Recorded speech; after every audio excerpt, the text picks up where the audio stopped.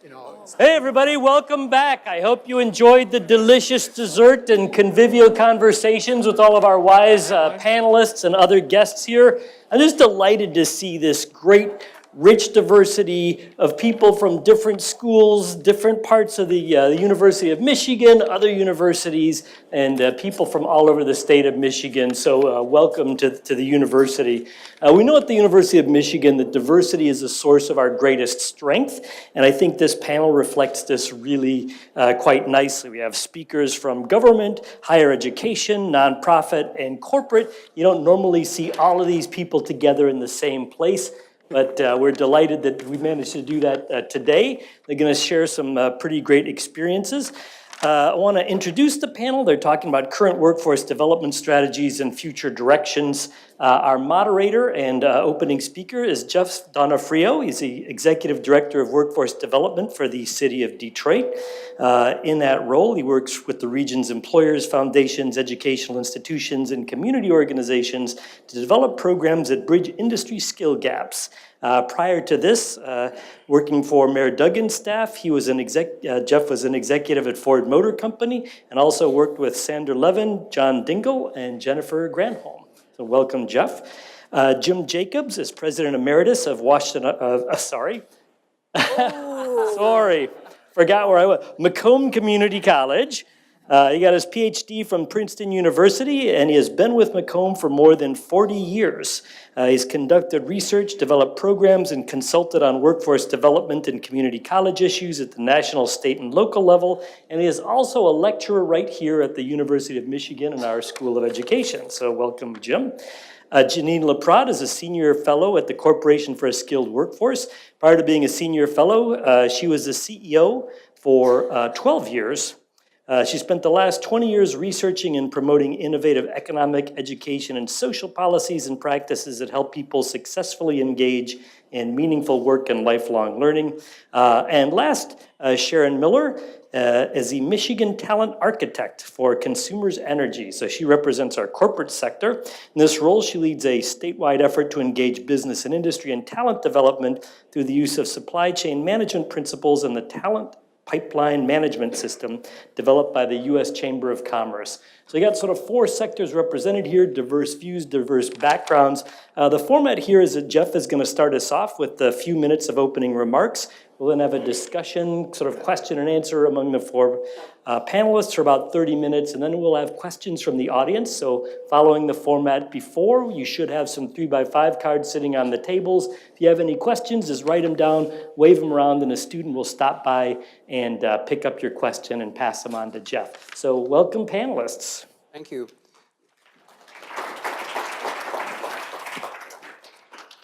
Well, thank you for having us here, and I'm going to try to reserve as much time for the discussion with these really fantastic panelists who are really experts in their fields, and also want to make sure that you're part of this discussion too with the questions from the audience.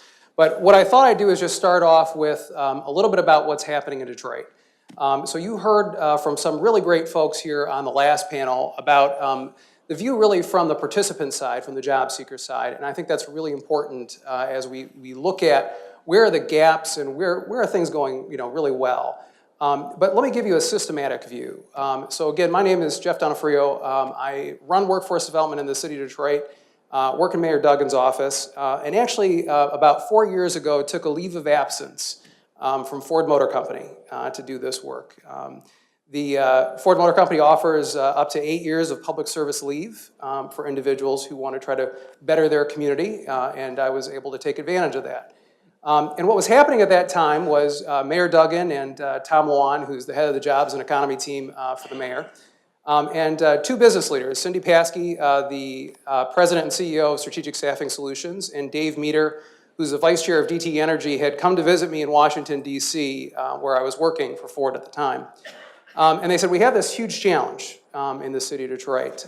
We are 50th out of all 50 of the largest cities in the country on poverty.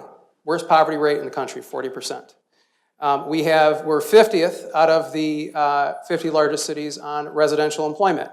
Fewest number of adults employed in our city, and that was close to about 47% at that time of our adults between the ages of 16 and 64. We have huge issues with, we don't have enough jobs in the city. In fact, we have 3 residents for every job, whereas cities like Atlanta have 2 jobs for every resident. We have issues with transportation, so that even the jobs we have in the city, 2/3 or 3/4 are filled by suburbanites coming into the city every year, which means that about 2/3 of our population have to travel outside the city for employment every day. And you can imagine, right, in a city that has such high poverty, that transportation becomes an issue. And a region that doesn't have or hasn't had a history of really working well together on mass transit, it becomes even worse. And so we started looking at all the various issues that Detroit had, and they said, and so we want you to come back and fix this, if you would. I said, oh yeah, great, sure. So I agreed to come back for a year and really take a look and try to help the system be able to chart a path forward. And didn't realize I'd be staying around for as long as I did. But first thing we did is we really worked with Corporation for a Skilled Workforce with Jeannine and Jamie Dimon, who had given a lot of money to the city of Detroit to help us figure out workforce development. So again, that public-private partnership. Jamie had been talking to the mayor about workforce development and what he saw around the country. And they funded a study that really laid the groundwork. A lot of those data and statistics I just mentioned were in that study done by the Corporation for a Skilled Workforce. And so we looked at where we placed around our peer cities. And we said, we've got to set some goals, right? The first thing we do is set some goals of how we want to move this system. We could try a whole bunch of siloed approaches to solving things, but that's going to do some good, but it won't actually move the needle for us. So we said our top line goal is to move the number of residents who are employed. We knew that was going to help with poverty. We knew that would help with household income and a whole host of other issues. And so we said if we were to try to get from, well, we're 50 right now, what would it take to get to 49, right? And that was Cleveland. Hopefully no one here from Cleveland here. Okay. No one likes Ohio State, right? Okay, good enough. Sorry. So even to get to Cleveland, it would take 20,000 more Detroiters becoming employed. We said, but that's not good enough for us, right? We can't just move from 50 to 49. We need to get more into our peer city range. And so we looked at places like Philadelphia and Baltimore and others and said, how do we move from the high 40s to the 60% range for residential employment? And that's about where they were, Baltimore and Philadelphia. And we set a goal to say that we would need to put 40,000 more Detroiters to work. And the Workforce Board, which we have in the city that runs and sets a strategy for workforce development, is made up of about 50%, a little over 50% employers. We have 42 members of that board, and they hail from some of the largest companies in both the region and the city.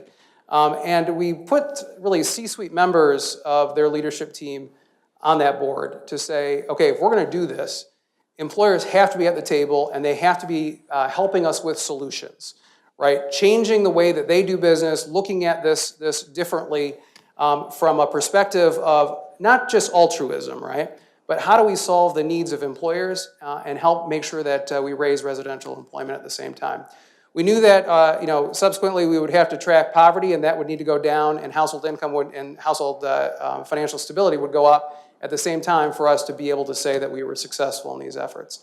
So we really then said there's got to be a strategy involved here, really, and we took 3 pillars. First, there's not enough career training and really industry-led trainings that happen within the city. At that time, we were training about 500 people every year in industry career pathways, while we had about 20,000 to 30,000 unemployed. So again, not going to move the needle there in any great regard. We second said that, of course, one of the reasons why people are not getting jobs and keeping jobs are all of the host of barriers that exist, both for work readiness and then stable employment and career expansion. So we have to go after the barriers at the same time. And then third, we have to drive systems change. We have to look at both the supply side and the various, systems that exist at the state, local, federal level that may hold back an individual from getting a job. So you think about professional licensing, you think about rules around returning citizens and background that happen at the state level in particular. You think about some of the other things that on the demand side that corporations do that artificially create barriers to work for individuals, whether it's making sure that they ask for a associate's degree when really just a high school diploma plus some additional training would do. Things like that. Of course, we heard about banning the box and really keeping individuals with criminal records out at a higher rate. It's very unfortunate, the situation. So we drove that as our third pillar, and all of it had to be underpinned by jobs, and really a connection to jobs, because too much of what was happening in the system, and there were about 400 organizations that self-identified as being in the workforce system when we came in. They weren't moving the needle, and it was more of a train and pray approach. They were doing really, really good jobs, and they were well-intentioned folks, but they could not leverage each other, and they couldn't simply do the massive work that needed to be done on their own. So we started pushing into that. So a few of the things I'll mention, and then we'll get into the discussion of our panelists, but we did things like work with Connect Detroit and Shauna, who's here, to make sure that our summer youth employment program, which was doing a fantastic job, expanded, because we had to give career pathways and experience in jobs to our youth. And so every year now, for the last, I think, 3 years, about 8,000 summer youth have been employed through the city. We become one of the largest employers in the community. We had to do things like invest in career technical education. So Detroit Public Schools, many of you who are from the region, and how many are from Southeast Michigan? Okay, so a good amount of you know the history and the challenges that Detroit Public Schools have had. And they had 3 career technical education schools, vocational schools, right, where there were great career pathways historically from the 1980s on when they were built, into apprenticeships, into vocations, into good paying jobs. But those schools had really fallen by the wayside. And the city of Detroit is experiencing a construction boom of the like that it hasn't seen in generations. And so one of the highest demand areas that we have is for skilled trades. We heard about plumbers being an issue, right? There's only about maybe a couple hundred plumbers in the city of Detroit. It's incumbent on us to figure out ways to have more of those individuals both trained, but then also doing the work in the city to help rebuild it. And so Randolph Career Technical Education Center was the pathway for construction in the city of Detroit for decades. A lot of graduates from Randolph. It was a direct line into the apprenticeship programs. Had fallen from 700 students to 80 during emergency management of Detroit Public Schools. They were barely keeping the place open. They didn't have a math teacher, and we know how important math is to those in the skilled trades. So we worked with DT Energy and a host of employers and the public and private sector to say, this isn't right, we've got to change the dynamic here. So we signed a 10-year agreement with Detroit Public Schools. We invested $10 million of funding into renovating that school, upgrading curriculum, buying new equipment. And then we added not just instructors for the high school program. We had an IBEW electrical instructor from their apprenticeship program actually come in and teach the high school students. But we added adult programs in the evenings and weekends. So we went from 80 in that school to 310 high school students the following year. And then we added a 300-person cohort for adults as well during the subsequent year. So 600 people being trained. We've subsequently signed agreements on 2 additional career technical education schools, so we'll have about 1,500 people who are affected by these career centers in the coming year. We've done things like we put training programs in prison. It was the first time I'd been to prison myself, going in and trying to work with prison officials to figure out how it is that we could actually locate some of our training programs in the facility prior to release for individuals. So they had a pathway once they got out. And what we found in that is that it was really challenging once someone got out to get them a job. And we kept digging into the data, and found that for about 75% of those we trained, they couldn't get a driver's license. We said, well, gosh, why is that? Well, it was because of a law the state had passed called driver responsibility fees, which when you got a ticket, let's say for driving around without insurance, the state assessed you $1,000 a year for 2 years to close a budget gap. And that was leading to, if you didn't pay that debt, you had your driver's license suspended. We found that 360,000 Michiganders had this outstanding fee. and 76,000 Detroiters had this. So 18% of our adult population had a debt to the state, which was causing them not to have a driver's license. So we, for about a year and a half, worked with Lansing, with the governor and a bunch of others, got that eliminated finally. And in October of this last year, had $600 million worth of debt wiped away in the state of Michigan for folks. So I could go on this because there are so many barriers, there are so many issues that need to be addressed. But the point of this is that it takes all of us really leveraging each other, and it takes the public and the private sector coming together to really find creative solutions that are going to solve problems, both for job seekers, but for employers as well. And so I wanted to start talking to the panel here about some of what they have seen and perhaps a bit of what they see as opportunities and challenges here in Michigan. So maybe with Jeannine I could start. Jeannine, CSW works around the country and has just a fantastic reputation going in and helping workforce development systems.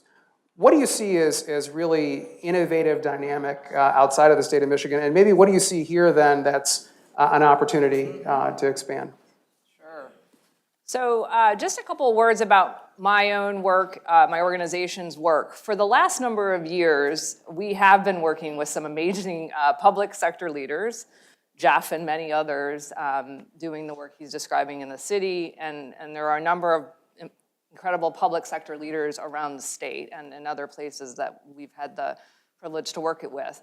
I've been doing some work with funding from Walmart, and I have been working in regions around the country with both public sector partners and retailers to really dig into what are the barriers to retail worker mobility and what is in the company's ability to do differently, and what can the public sector or the community-based organizations in each of those places begin to think about doing differently. So while there's a need very much to focus on the front end of the labor market and a lot of the opportunities in terms of just hiring people, we also know that if you're gonna have an impact on poverty, educational attainment, and economic security or mobility, you also need to really focus on the people in the labor market that are churning and burning themselves out through multiple jobs and working in some cases in multiple sectors of an economy.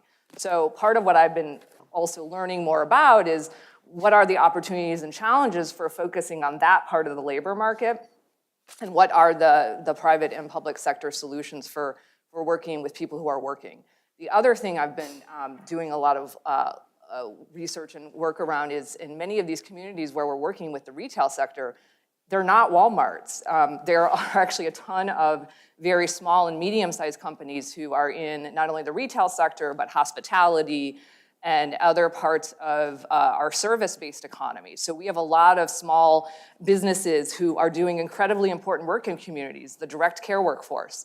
We've got childcare workers. We've just got so many parts of our economy that are fueled by smaller and medium-sized companies.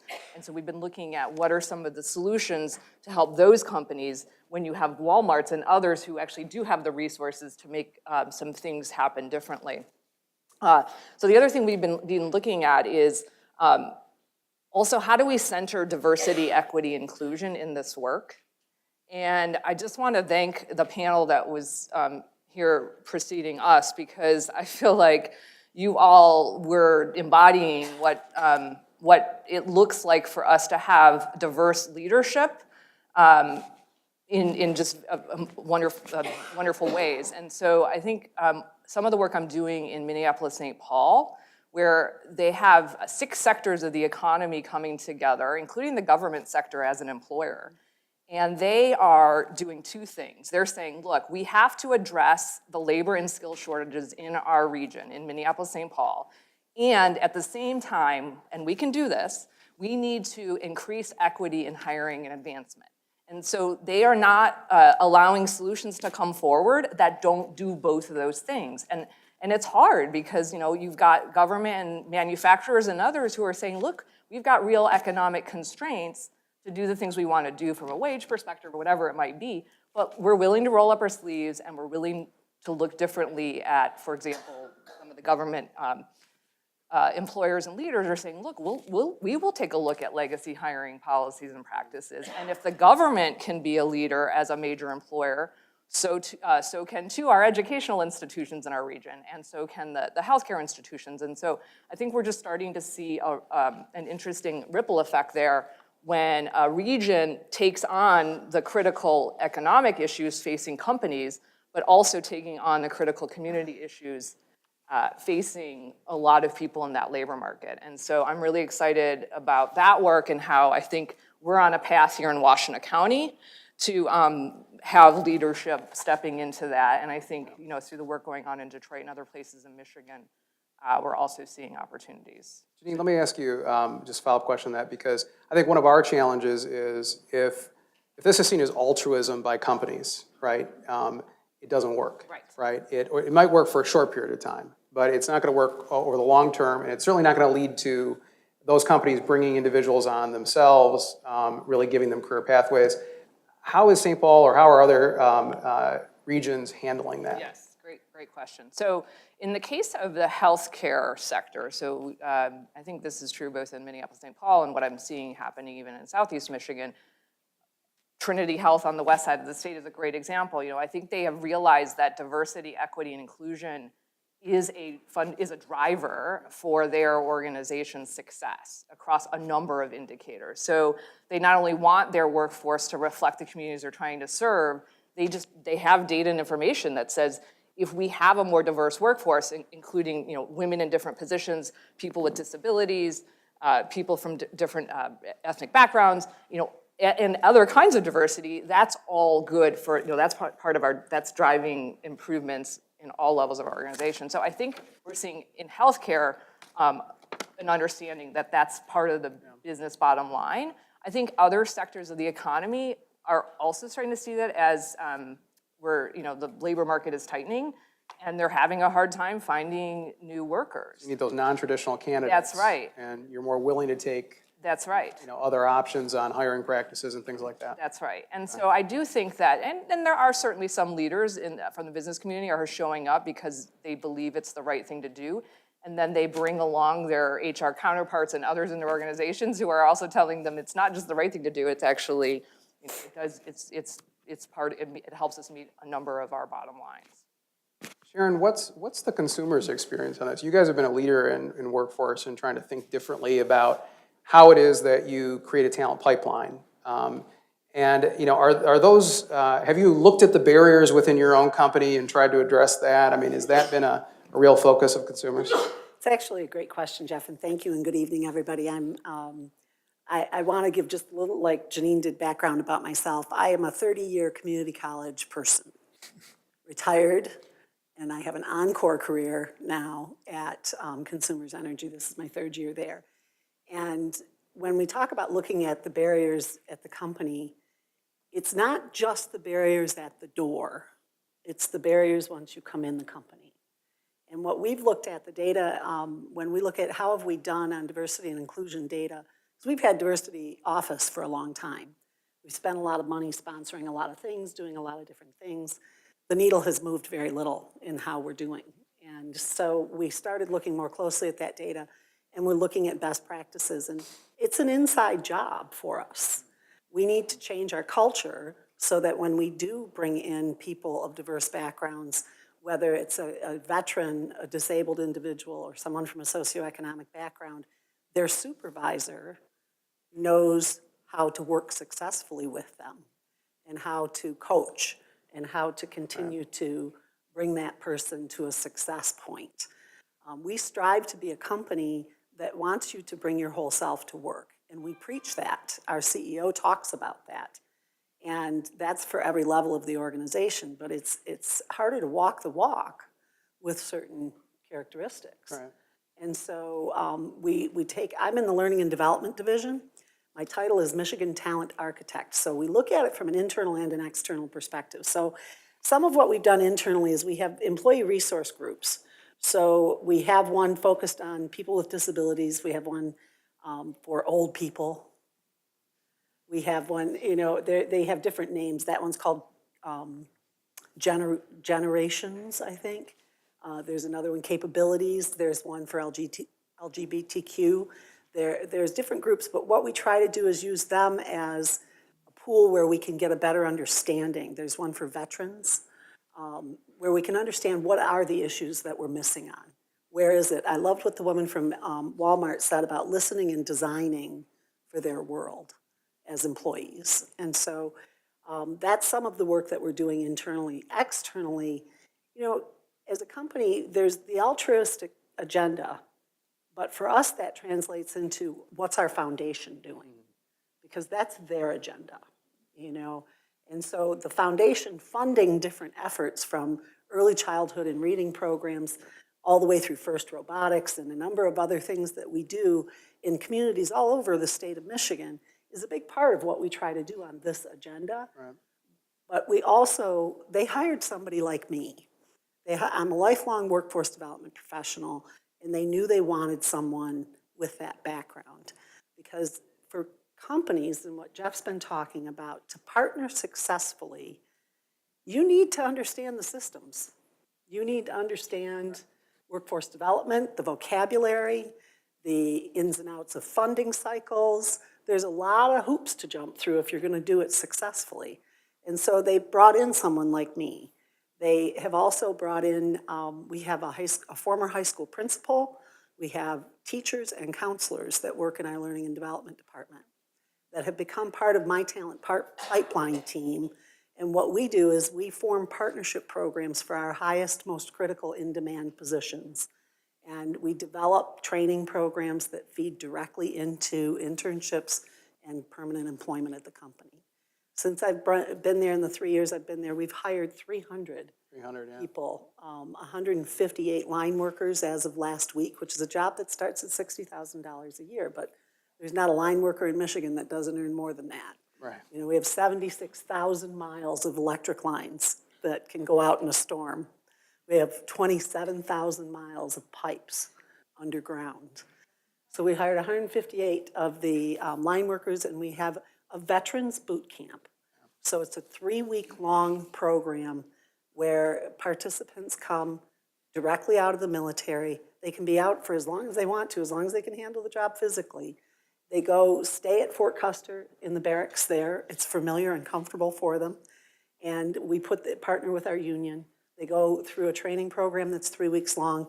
If they complete that and can pass the physical assessment, we'll bring them in the door.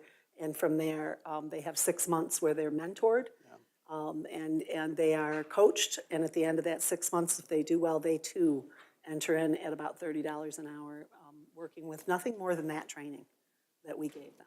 That's it, So, yay, yeah, we're happy about that too. And the 2 programs that we've developed, we have a 98% retention rate on those. So it's not just what we did in developing a training program. It's what the partners in that process did for us.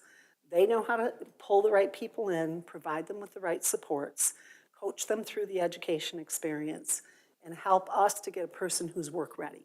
Because in fact, that's my job. My job is not, your job, you talked about the conditions in the city of Detroit, the poverty, and all the other issues that are there. I work for a corporation that's not their job. Their job is to provide energy to you all. My job is to make sure that there's a talent pipeline of qualified people at the door. And as much as I can make that a diverse, qualified pipeline, that's what I want to do. And so we do all these things on the outside and all these things on the inside, but at the door, the ticket to entry is still being qualified. Yeah, I think it's interesting, because if you don't have people like yourself in these companies who are really pushing the company to reassess how it does business, who it's bringing in, really trying to look at that, you have a tendency to overlook a lot of really obvious barriers. I'll give you an example of that. We were working with our healthcare systems in the city of Detroit and saying, okay, let's design a training program, right? Because that's the issue. Just need to get skills for some entry-level jobs. We can get a whole bunch of people coming in. And we got through about a 6 or 8 month process of designing that training program. And at the end of it, we said, what is the thing that's going to keep Detroiters out of this besides skills? And they said, oh, well, that's easy. We can't verify their high school diplomas. It takes 6 months to actually get a verification that someone has a high school diploma because of some of the issues Detroit Public Schools has.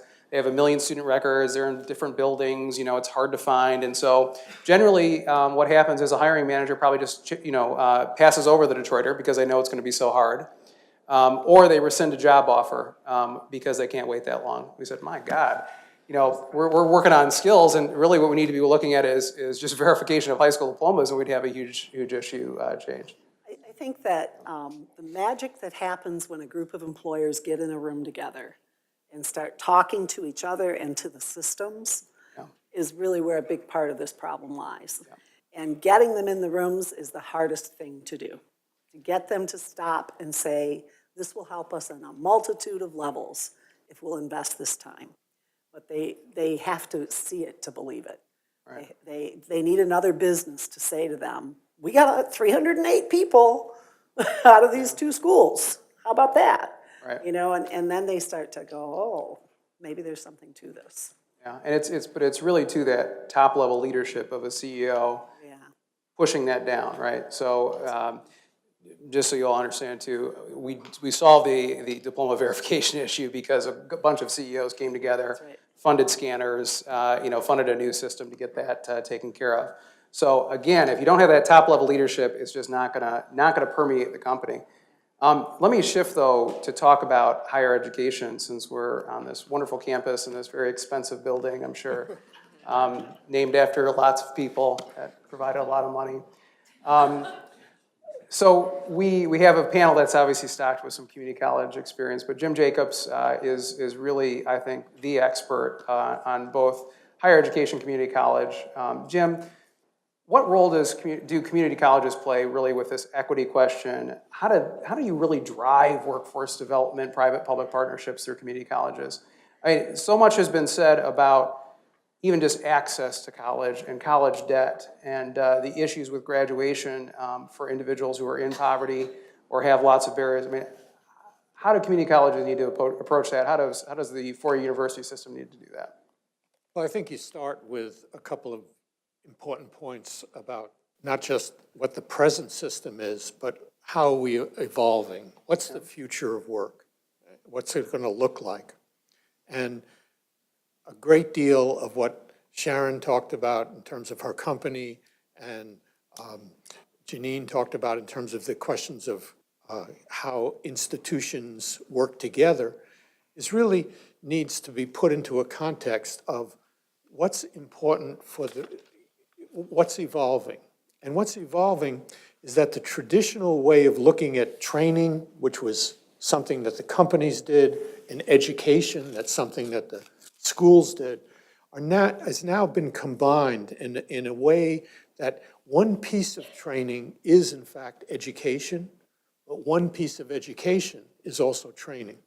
And the community colleges that understand that and can work in that space are those that are going to be successful. And I would also argue that the four-year institutions who can understand that combination can also be successful, because what's changing about jobs and I think this is, again, to put it into a dynamic context, is that the individual workplace is being altered, not just by technology, but by work organizations and by the specific demands on companies.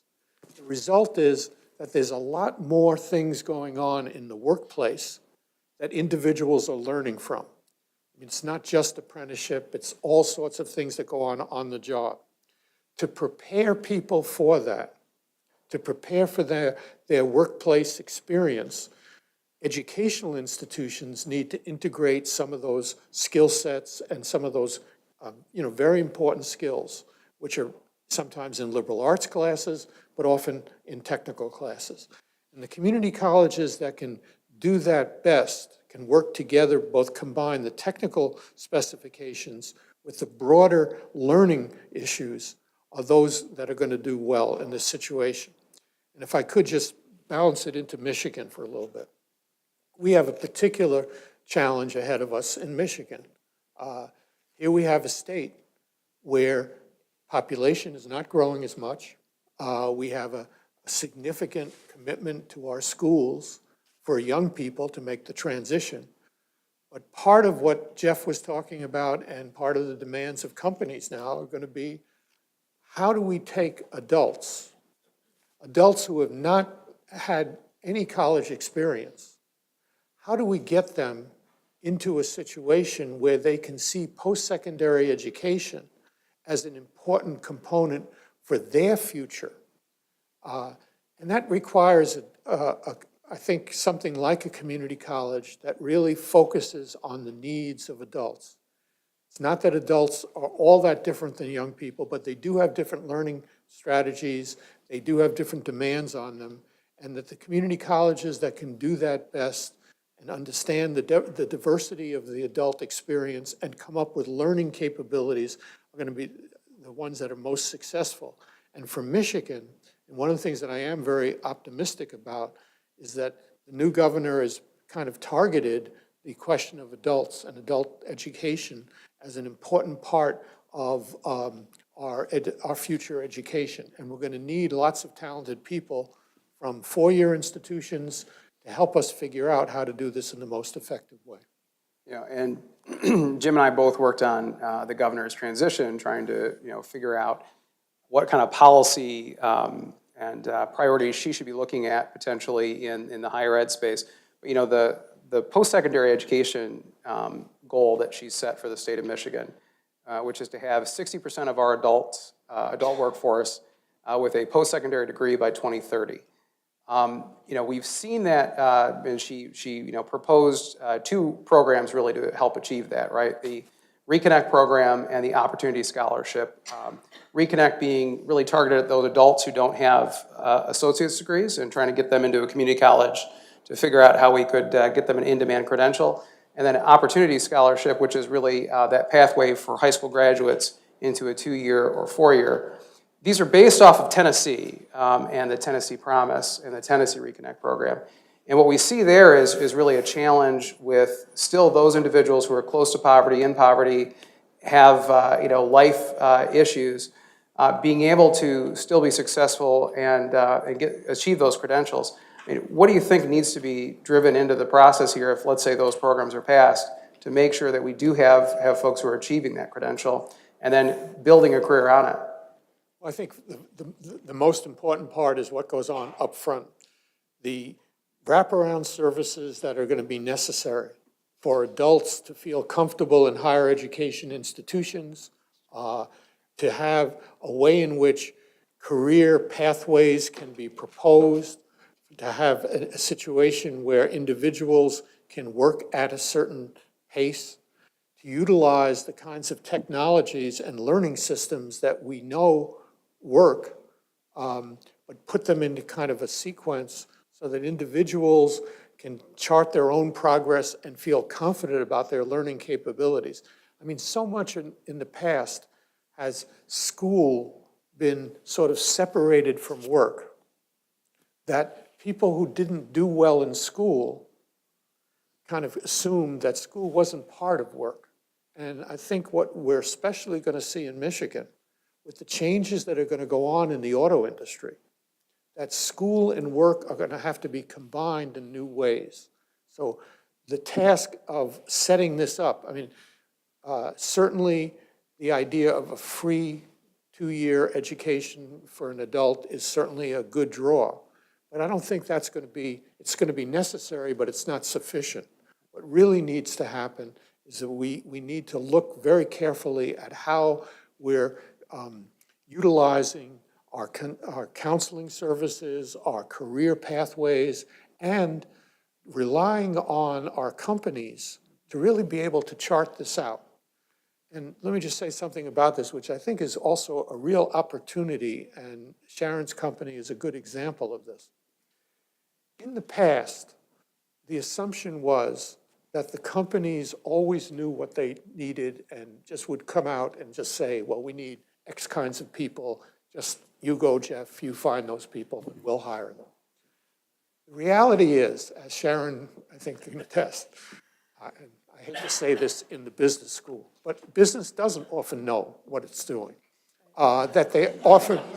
They don't do workforce planning. Yeah, right. And I want to use a quick example just from my own experience, which I always like to just point this out. And this is not a knock on businesses in general, but it just gives you an example. You know, we at Macomb had a large, extensive apprenticeship program, et cetera, and we worked with a lot of small manufacturers. So the starting wage for an apprenticeship in some of these places was $12 or $13 an hour. We also ran a program from the Department of Labor to train robotics technicians in 6 weeks, and they started work at $17 an hour. And when we heard the complaints from the companies that, well, they couldn't find enough people to work in the apprenticeship program at $12 an hour for 4 years, and we just said, well, what do you think? If you were a person and you had a choice of taking a program for 6 weeks and get a $17 an hour job, or 4 years and get a $12 an hour job, which one would you choose? And they said, well, you know, we never thought of it that way. And the reality is that in many cases, companies still see training as a cost. It's on the cost side. It's part of what you try to narrow down. It's an add-on. And don't see it as an investment.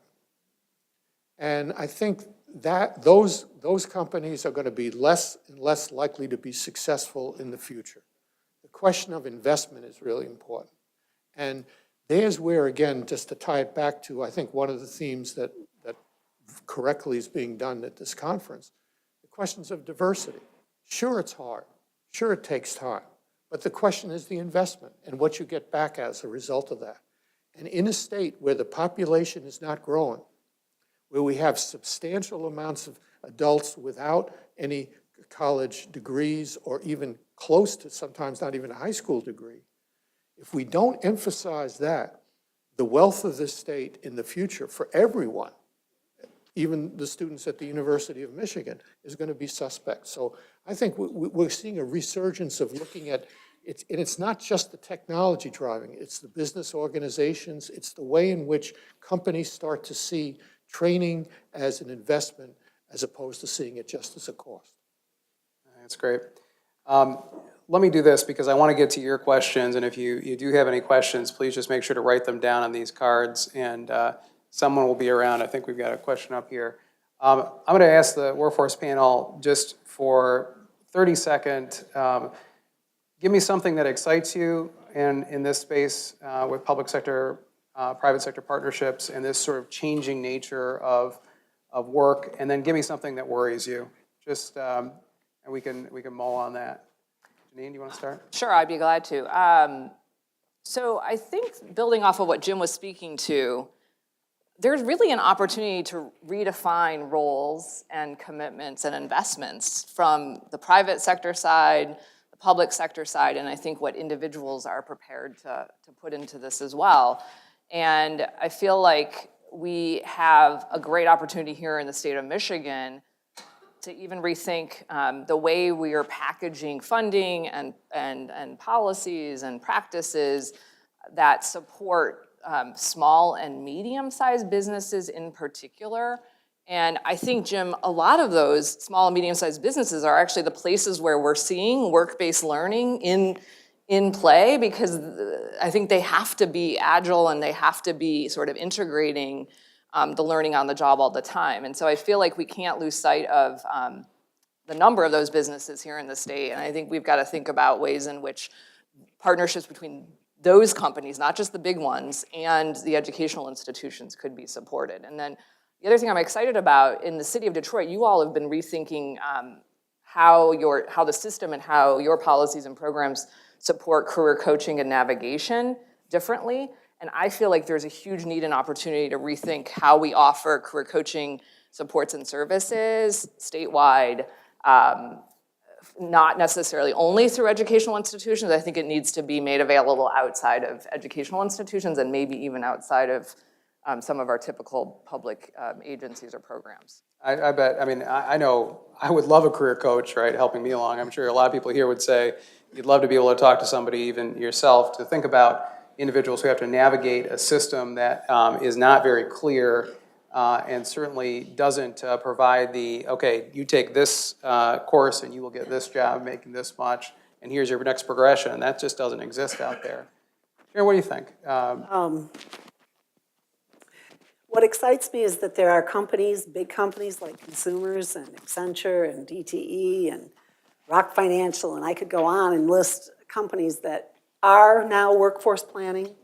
They may not have before done that work. They're starting to understand it. If you're looking to study something that we need more of, workforce planning is one of those things. That excites me a lot. And that there's real engagement that is starting to happen in the business community in this space. What worries me is that Michigan has a history of an economy that looks like this. And these kinds of programs, these kinds of efforts, these kinds of things work when it's a tight labor market. But as soon as the labor market becomes more fluid, employers go back to their old behaviors. And that worries me. It doesn't worry me so much at my own company because they're in. But I think that there are companies right now that will revert back to what they used to do, which is just grab the next available person who can come in, who's qualified, and not worry about the longer-term pipeline strategies. So that's my short answer. I could keep going, but I'm going to stop. Okay. Jim? Just quickly, I think what's exciting is two things. One, the nature of the collaboration. For the first time, people are not only getting together, but they're saying, we don't have all the answers. We can work those answers out together. As part of that, I think you're going to start to see institutions, and particularly in the education area, really develop much more sophisticated and dense relationships with the workforce systems as well as the companies. The danger, and I think Sharon has sort of said this, the danger is it looks good now. Unemployment is relatively low. There's a huge demand. Again, a state like Michigan with a population not growing is in a real interesting bind in terms of where that future workforce is going to be. The question that I think will hover over us is whether we can be consistent over a long period of time to make this happen. And hopefully, there will be a recession, there'll be a downturn, but we need to stay the course. And that's one of the things I think that is very, very important about meetings like this. We continue to move with the same definitions and the same ways in which we think about things and take the long-term perspective. Thank you. So let's try to ask some questions here. I think the first one was that we're hearing that managers oftentimes and employers don't understand how to overcome barriers, and that they may not be equipped to provide mentorship, support, and career pathways to their employees. How do we solve this? What could the public workforce system, private nonprofits do? Anybody want to take that one? So career pathway and career coaching is it can be a manager's job. In our IT department recently, we made a requirement that every supervisor have a career planning conversation with their employees twice a year, where they're looking at what are the training and skills that they need to have, and then making that available to them. But when it comes to working with folks who have other barriers that they bring to work, I don't know that managers we don't want to turn them into social workers. That's not what they're there to do. There's a program called Employer Resource Networks or Business Resource Networks, where you can basically bring a social worker. Shamar mentioned this, if I'm not mistaken. You can bring someone who does that and understands the community resources that are available into your organization, and they're there confidentially to work with employees, and the manager can point you to them. What was surprising in a company recently that I was talking to about this that participates in it was that it was not only their low-income employees that were needing those services, that their middle management and upper management were living on the edge quite often as well. Now, granted, the edge looks different at that level, but the fact is they still need credit counseling. They still need some of the types of supports that were made available through the ERN. So if you're, I think, a new tool that's realistic that could really be helpful for companies that dive deep into this space. Just to add, I think the HR function of companies is going to change, or is changing. That it isn't just what a person does on the job, it's the experience that they have in the community and the experience that they have in their families, et cetera. So you take all the issues that we know exist, quote, in the outside world, they exist inside of companies. So you have to have a much different kind of HR strategy. It's not just HR selecting people for a particular job. It's handling their experiences and their lifelong learning that's going to go on. So I think part of the, and this I'm sure is true here at the business school, the way in which managers are trained and developed is exceedingly very different. In fact, Jeff, that fact that Ford has an 8-year period where you can go off and work in the public sector, that's a model that could be worked in many other companies. You have to take a pay cut to do it, but it's. Yeah. And I do think we have examples from around the country where public funding is going to support supervisors and managers in learning some new things and developing tools related to career pathway and mentoring work. I also think the staffing solution group that's here, and I'm sorry, Fierce, like that's a great, interesting model. They're not just focused on getting somebody a job. They're really trying to figure out how to put a different set of services there in front of that business.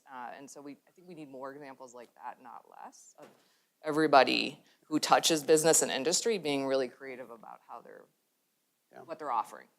I think that's good, and certainly this is a topic that we could go on for a long time about, and I think there's a lot of emphasis and need for it. I want to switch because there's just a host of questions. So there's a couple questions about the robots taking over. And what are we going to do here? One, is it real? Is it going to cost or create new jobs? And then how do we adapt? Jim, you want to? Yeah, let me tell you, this is one of my favorite areas. First, the most interesting part about this is that, when we talk about the future of work, there's always somebody who'll say, 80% of all the truck drivers will disappear in the next 15 years, et cetera.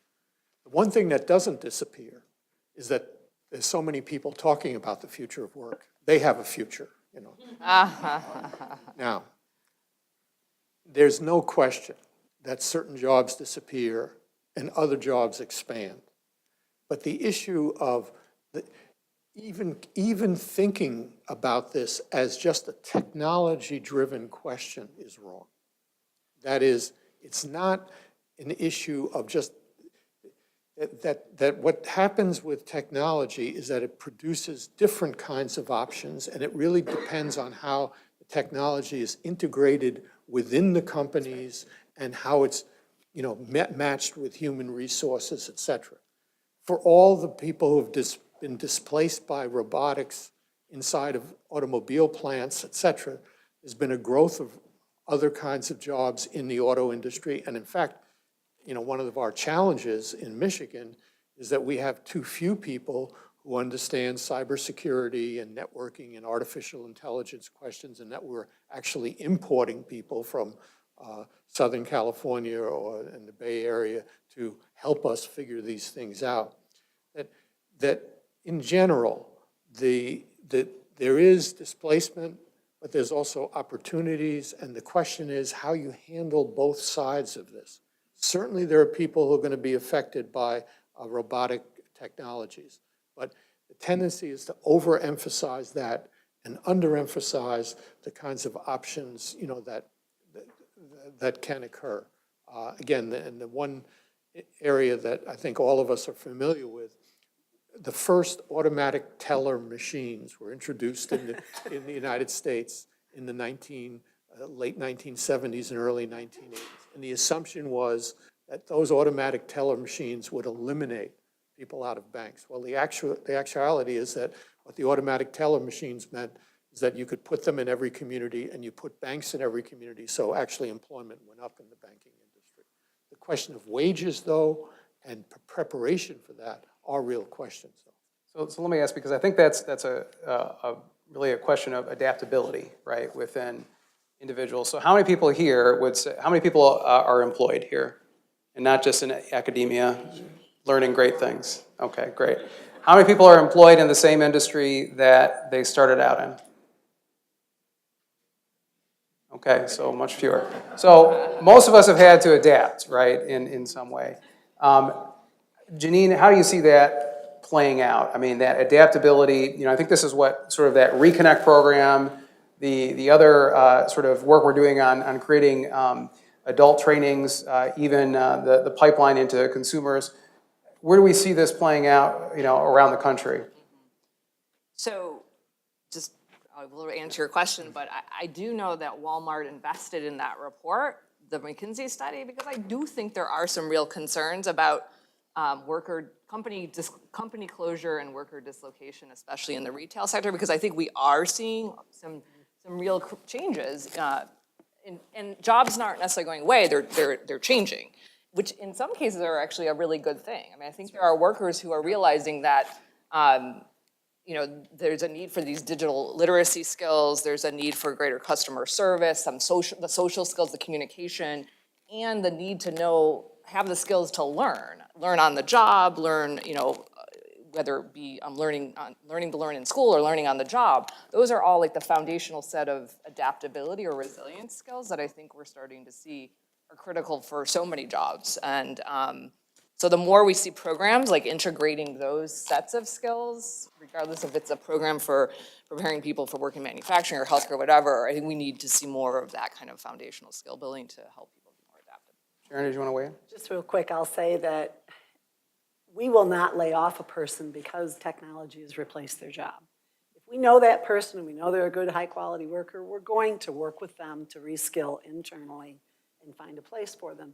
And I think in a tight labor market, that's what companies tend to do, whether it's an entry-level worker or it's a high-level worker.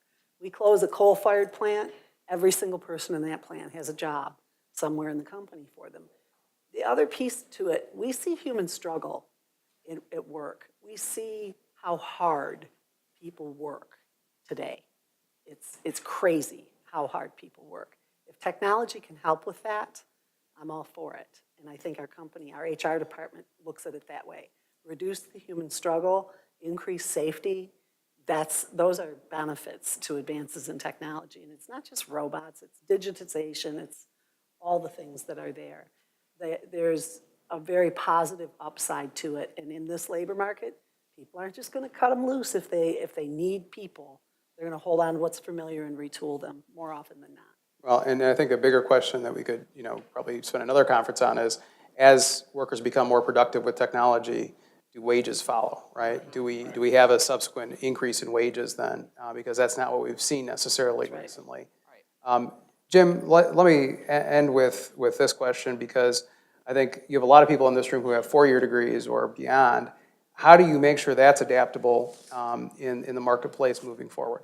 Yeah, I think that's a real challenge. I mean, there's a tendency in the 4-year sector to still see the degree as the key to success. The degree is part of the key to success. It's the degree and what you know inside that degree, what kinds of capabilities and adaptabilities you have that are going to be very, very successful. So I think you're going to start, and it is interesting, and I'll just kind of tie this to something which I'm sure everybody here, has, witnessed. This scandal that goes on where all these parents are trying to get their kids into certain schools because, the school has a high reputation. Hopefully, robotics and the new technologies are going to start to change all of that. So it isn't going to be whether you went to the University of Michigan, but what did you learn in the University of Michigan? What kinds of things that you studied, what kinds of skills that you learned will become important for your success. So it's the programs and what's inside those programs.